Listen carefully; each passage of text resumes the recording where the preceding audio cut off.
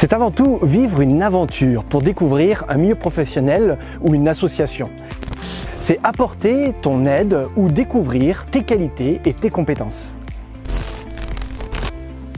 Il faut que tu aies entre 16 et 25 ans.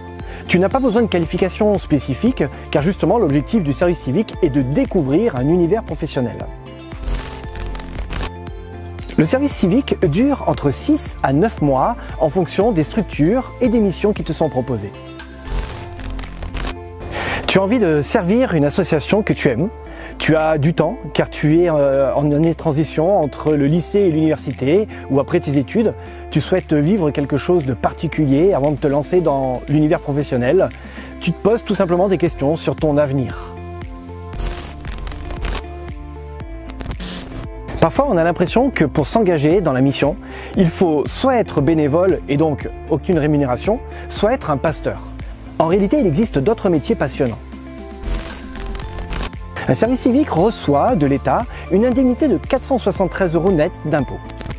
À cela se rajoute une indemnité compensatrice de 107 € par mois pour se loger ou se nourrir. D'autres arrangements peuvent exister en fonction de la structure qui vous accueille pour le logement ou la nourriture. Voici quelques exemples de missions dans toute la France. Au campus adventiste de Collonges-sous-Salève en Haute-Savoie, tu peux par exemple encadrer des enfants en milieu périscolaire.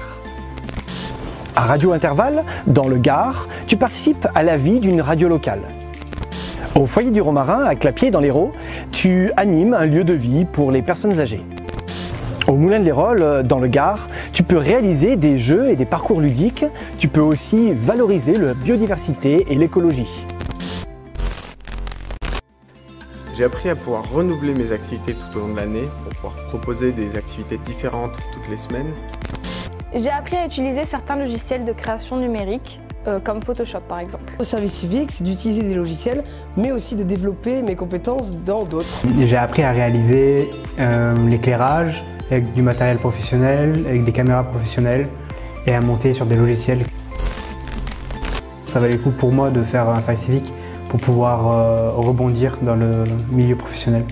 Alors pour moi ça vaut le coup parce qu'on change de cadre, on n'est plus à l'école, on travaille pour de vrai, on a acquis une solide expérience, donc pour moi ça vaut vraiment le coup. Pour l'équipe qui a su me mettre en confiance et qui m'a fait confiance pour pratiquement tous les projets que j'ai voulu mettre en œuvre et qui était force de proposition pour me faire passer une meilleure expérience dans ce service civique. Ça vaut le coup parce que ça m'a permis d'avoir une vraie expérience dans la communication et ça m'a permis d'affiner mon projet professionnel.